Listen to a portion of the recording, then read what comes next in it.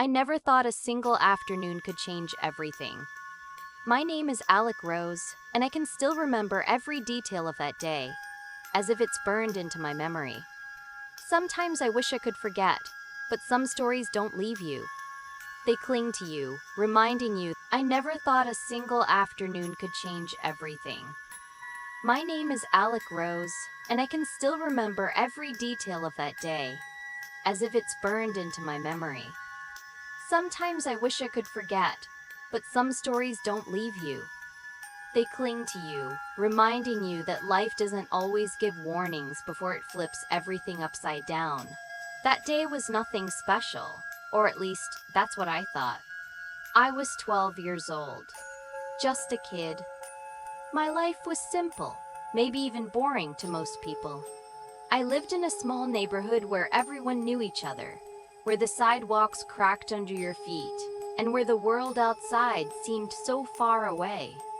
My mornings were filled with school, afternoons with chores, and evenings laughing with my little brother. That was my routine, the rhythm I was used to, and I never expected it to change. But life has this cruel way of hiding storms in the middle of clear skies. And I had no idea that a storm was already waiting for me. I remember walking home that afternoon, the sun still bright enough to warm my skin. I was clutching my backpack straps like I always did, humming some silly tune to myself. People moved past me, busy with their own lives. Cars honked. Street vendors called out. Everything felt ordinary, just like any other day. But in the middle of all that noise, something caught my eye. At first, I thought it was nothing, just a man in a suit stumbling across the street. People stumble all the time, right? But then he fell. His knees buckled, his body crumpling like all the strength inside him had been ripped away in a single moment. He collapsed right near the edge of the curb, cars swerving around him, horns blaring so loud it made my heart jolt. And here's the thing that shocked me. No one moved. Dozens of people saw it happen. They looked, they whispered. Some even pulled out their phones. But not a single person stepped forward. It was like fear, or maybe judgment, froze everyone in place. I don't know what came over me. I was just a kid. I should have been scared, but something inside me told me to move. My feet started running before my brain even caught up. My heart was pounding so hard I could hear it in my ears as I darted into the street. When I reached him, I realized just how bad it was. His face was pale, his breath shallow, his lips tinged with a color that scared me. He looked nothing like the powerful man people would later whisper about. The billionaire whose face had been on magazine covers. The man who had everything money could buy. At that moment, he wasn't a symbol of power. He was just a human being gasping for life. I grabbed his arm, my small hands shaking as I tried to pull him away from the curb. He was heavy, far heavier than I could manage. But I didn't stop. Inch by inch, I dragged him, praying a car wouldn't hit us. My legs trembled, my chest burned, but still I pulled. I didn't think of myself. I didn't think of fear. All I thought was, he needs to live. But then, the eyes. I could feel them before I saw them. People staring, watching me. And the look on their faces, it wasn't relief. It wasn't gratitude, it was something colder. Sharper. Their whispers cut into me like knives. What's that girl doing? She shouldn't be touching him. Where's her family? Why is she here? I wanted to scream at them, to tell them to help, to tell them that I was just trying to save a life. But my throat felt tight, like the words were trapped somewhere deep inside. Still, I didn't let go. That was when a shadow loomed over me.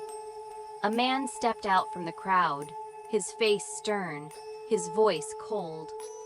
"What do you think you're doing?" he said. I froze.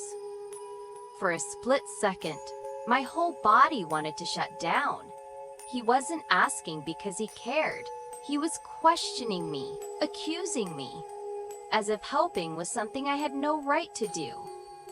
I looked back down at the man in my arms. His breaths were slowing, his body trembling, and I knew I couldn't stop now, so I did the only thing I could. I pushed past the man's words. I pulled harder, dragging the billionaire further from the street, away from the rushing cars. My arms ached, my knees scraped against the pavement, but I kept moving. And then it happened. A faint gasp. His chest rose, then fell, then rose again. Weak, but real. He was alive. For 1 second, the world went silent. The noise of the city faded. It was just me and him. My tiny hands still holding on. My heart racing.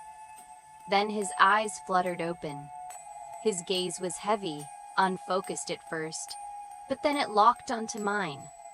And that was when he whispered something so faint, I almost thought I imagined it. Words that made the air around me feel heavier. Words that I would never forget. And that was just the beginning. I can still hear that whisper like it happened yesterday. His lips barely moved, the sound trembling out of him like he was holding on to his last thread of strength. I leaned closer, my heart pounding so hard I could feel it shaking through my whole body. And then I heard it. Just a few words, but heavy enough to sink into my bones. He whispered, "Don't trust them." That was it. 3 words. But they felt like they carried the weight of something far bigger than me. Far bigger than this moment. I didn't understand what he meant. Who was he talking about? The people watching? His own circle of power? Or was it something deeper, something he knew would follow him, even if he survived this day? Before I could even process it, a wave of noise erupted around us. Sirens in the distance. The shuffle of footsteps. Someone was shouting for an ambulance. The man's bodyguards suddenly appeared, as if out of nowhere, their polished shoes and stern faces cutting through the crowd. And just like that, the moment no longer belonged to me. They pushed me back. Rough hands grabbed my shoulders, pulling me away from him. My chest tightened with panic. I wanted to scream. I saved him. I was the one who pulled him back. Don't you see? But my voice never made it out. Their eyes didn't look at me like I was a savior. They looked at me like I was a problem. The crowd murmured louder, some shaking their heads, some pulling out their phones to record me instead of him. I felt the heat of shame crawl up my neck, though I had done nothing wrong. Isn't it strange how you can do the right thing and still feel accused? The billionaire was lifted quickly onto a stretcher, his bodyguards surrounding him like walls. I could barely see his face anymore, but in that brief moment before they wheeled him into the waiting ambulance, his eyes flicked back toward me. Faint, tired, but there was something there, almost like gratitude, or maybe regret. And then he was gone. I stood frozen on the street, my hands scraped raw, my clothes streaked with dirt. My knees trembled so badly I thought they might buckle. People were still watching.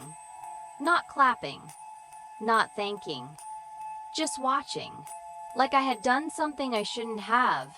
When I turned to leave, I heard one voice louder than the rest. A man muttered under his breath, but loud enough for me to catch. "She's lucky they didn't think she was hurting him." Those words cut deeper than any wound. Lucky. As if saving a life should come with the risk of being mistaken for a threat. As if my hands pulling him away from danger could just as easily have been judged as dangerous themselves. I walked home in silence, my body aching, my mind spinning. I replayed the moment over and over. The way no one moved at first. The way their whispers weren't about helping him, but questioning me. The way the man's warning, "Don't trust them," echoed in my head like a bell that wouldn't stop ringing. That night, I couldn't sleep. Every time I closed my eyes, I saw his face, pale and desperate, gasping for breath. I felt the weight of his body dragging against my arms, and I heard the crowd cold, suspicious, ready to believe the worst of me instead of the best. I didn't understand everything back then. I was 12. But I understood enough to feel the injustice burning in my chest. If I had been someone else, if my skin looked different, would they have hesitated before helping? Would they have questioned me? Or would they have lifted me up as a hero instead of pushing me aside like I didn't belong in the story at all? The next day, the news spread. I heard neighbors whispering and saw faces glued to their TVs. The billionaire's collapse was everywhere on the radio, in newspapers, on the evening broadcast. They talked about his condition, about how close he came to death. But what they didn't talk about was me. Not once did they mention a 12-year-old girl who pulled him from the street. Not once did they say my name. It was like I didn't exist, like my part in his survival had been erased before the ink even dried on the story. And yet, part of me knew he hadn't forgotten. Those 3 words still haunted me. Don't trust them. Why would a man like him, powerful and untouchable, say something like that to a child he'd never met? Why me? Why then? I didn't have answers, but I had the memory. And sometimes, the memory alone is heavy enough to carry for a lifetime. That was the beginning of a truth I didn't want to learn. A truth about the world, about power, about how people see you when you don't look like the hero they want. And even though I was just a girl, I already knew this wasn't over. Because something about that whisper told me the hardest part was still coming. The days that followed felt like I was living in someone else's story, a story that had been rewritten without me in it. Everywhere I turned, people were talking about the billionaire. The news said he was recovering, that his collapse had been a sudden medical scare. They showed pictures of his mansion, his cars, his businesses, his empire. But not once did they show what really happened on that street. Not once did they mention the little girl who pulled him away from death while everyone else just stood there. At first, I thought maybe it was a mistake. Maybe the reporters didn't know. But the more I watched, the clearer it became. They knew. They just chose not to tell it. My part had been erased. I remember sitting at the kitchen table, my mother's radio playing softly in the background. The announcer's voice was calm, polished, practiced. The billionaire was saved by his quick response medical team and is now in stable condition. My hands tightened around the chipped mug I was holding. Saved by his team? I was there. I was the one who dragged him off the curb before a car nearly crushed him. I was the one whose arms burned from carrying a weight far too heavy for me, but they didn't see me. Or maybe they just didn't want to. It hurt more than I can explain. Because deep down, I knew why. I knew that if I looked different, if I came from a different neighborhood, if I was the kind of child they wanted to call a hero, then maybe they would have shown my face on that screen. But instead, I was invisible. Worse than invisible, I was unwanted. The whispers around town didn't help. At school, kids looked at me differently. Some whispered, "That's the girl." But not in the way you'd hope. It wasn't admiration. It was curiosity, suspicion, sometimes even mockery. A boy muttered once, "Bet she just made it up." Another girl said, "She was probably just in the way." Their words burned, but I held them inside, pressing my lips shut until they hurt. And yet, I had the memory. That whisper. Don't trust them. It played over and over in my head. It felt like a warning, like maybe he knew something about the people around him.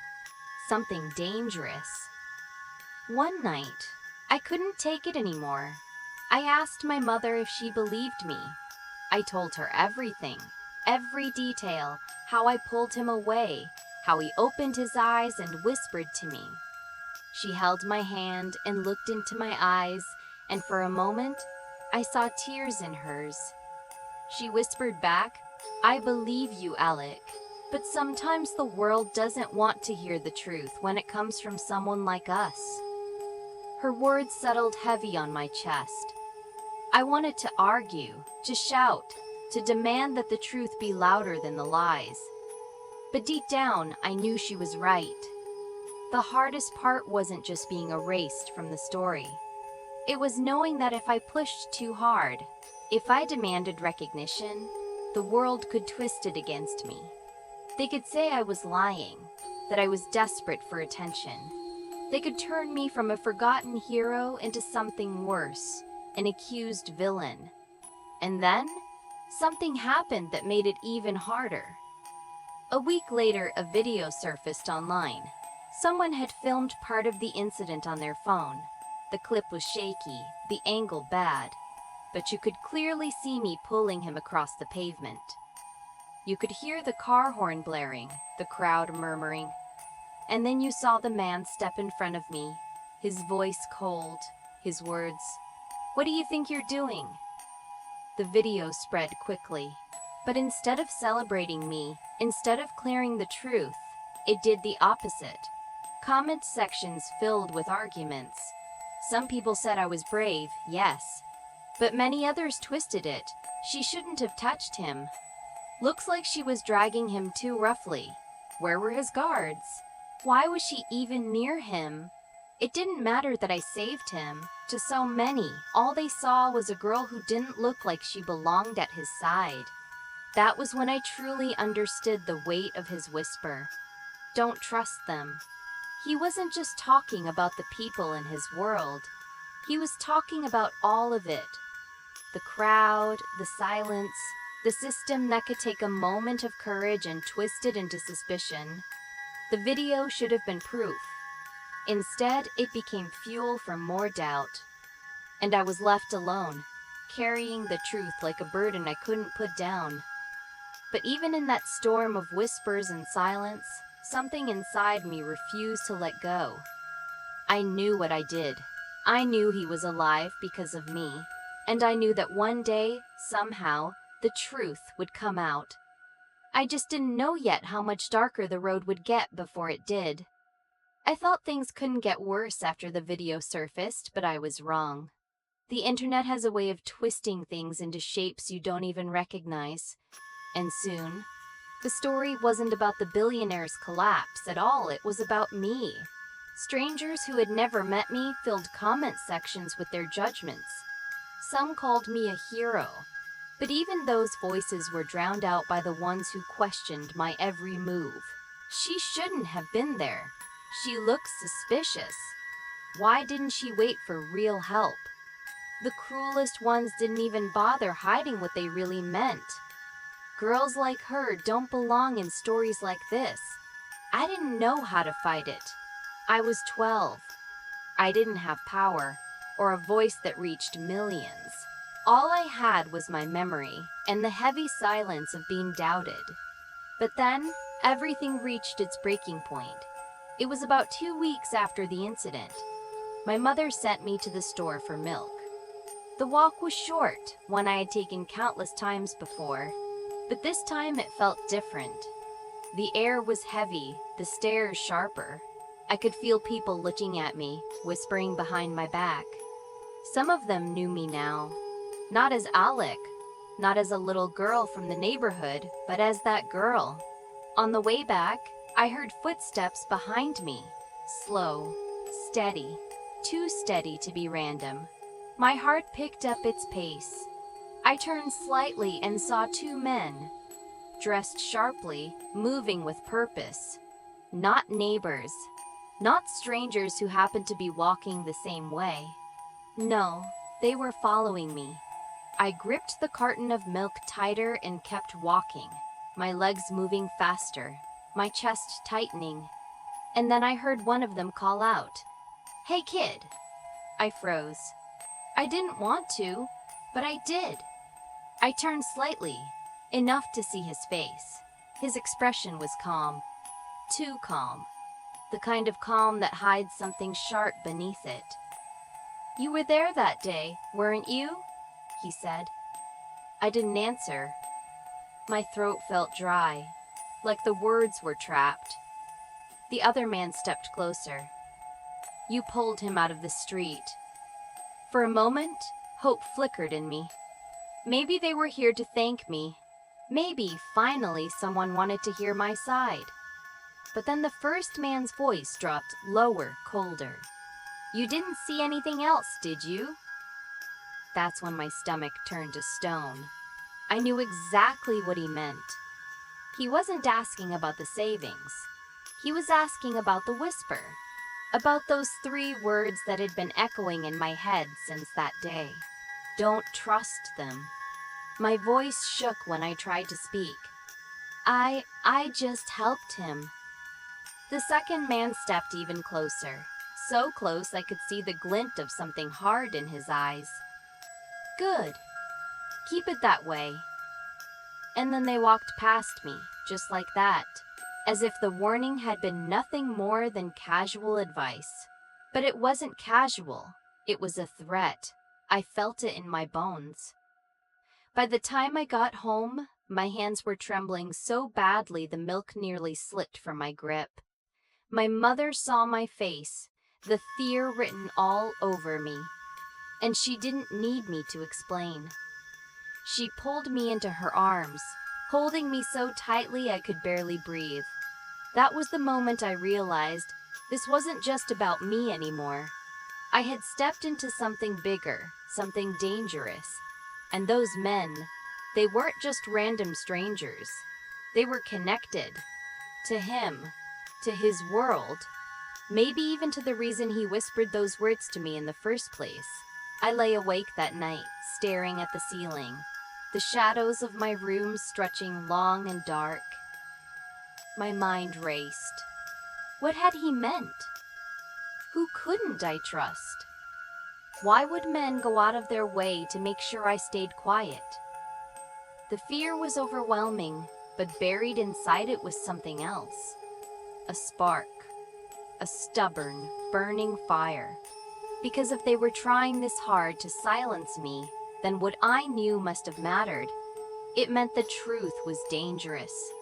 It meant my voice small as it was held weight. But it also meant one wrong step could crush me. The next morning, I walked to school like nothing had happened. I smiled at teachers, I sat through lessons, I laughed when I was supposed to. But inside, every second felt like standing on the edge of a cliff. My secret, the whisper. The warning sat heavy in my chest. If I spoke, I could be swallowed by forces too big for me. If I stayed silent, I'd be letting them win. I was 12 years old. I shouldn't have had to make a choice like that. But life doesn't wait until you're ready. Sometimes it throws you straight into the fire and dares you to survive. And that day, as I sat in the back of my classroom staring at the clock ticking slowly forward, I realized the truth. The moment I pulled him from that street, my life stopped being ordinary. I was part of something bigger now, something I didn't fully understand, but something I could no longer escape. And the hardest part? The world wasn't finished with me yet. After that day, after those men stopped me on the street and left their warning echoing in my head, I realized nothing would ever be the same again. I was just 12, but I had been pulled into a world of secrets, lies, and dangers that no child should ever have to carry. I kept replaying everything in my mind. The billionaire collapsing, the rush of saving him, the whispered words, "Don't trust them." And then those 2 men, their eyes cold, their voices sharp as knives. It all swirled in me, day after day, until even ordinary sounds, the slam of a door, the bark of a dog, made me jump.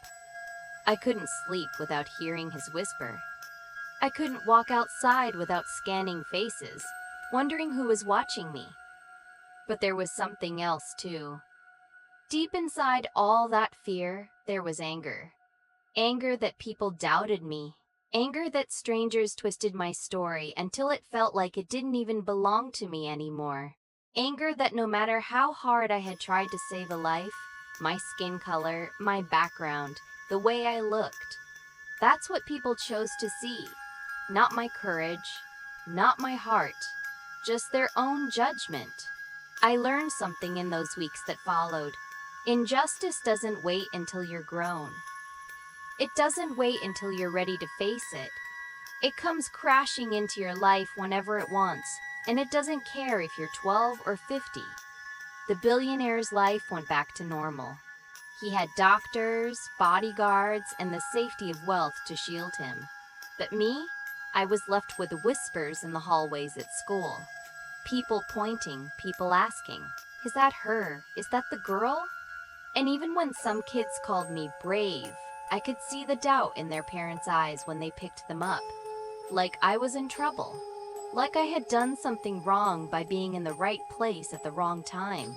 And that, more than the fear, more than the threats, is what stayed with me the most.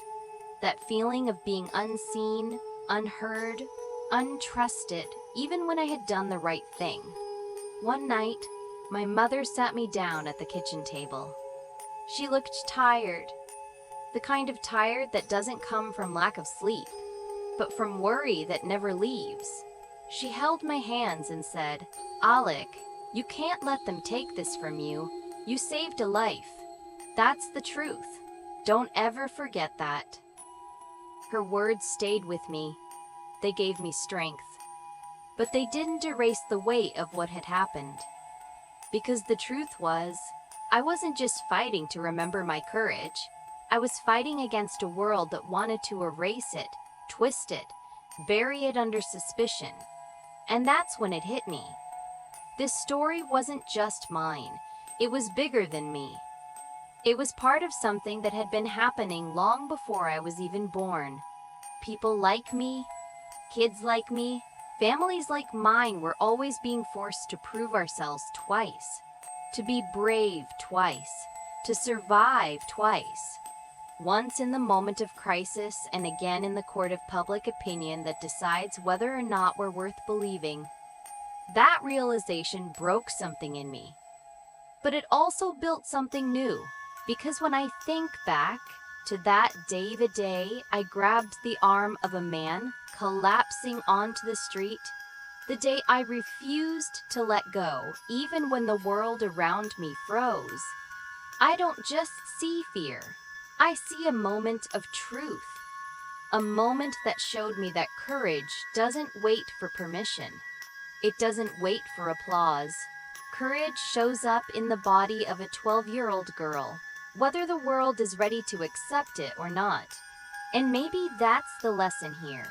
That bravery doesn't always look the way people expect. That sometimes the smallest hands hold the most power.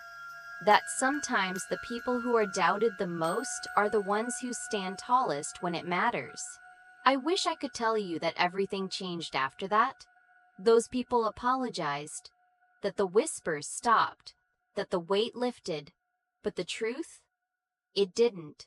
Some people still looked at me sideways. Some still doubted. Some are still jilted. Some are still judged. But what changed was me.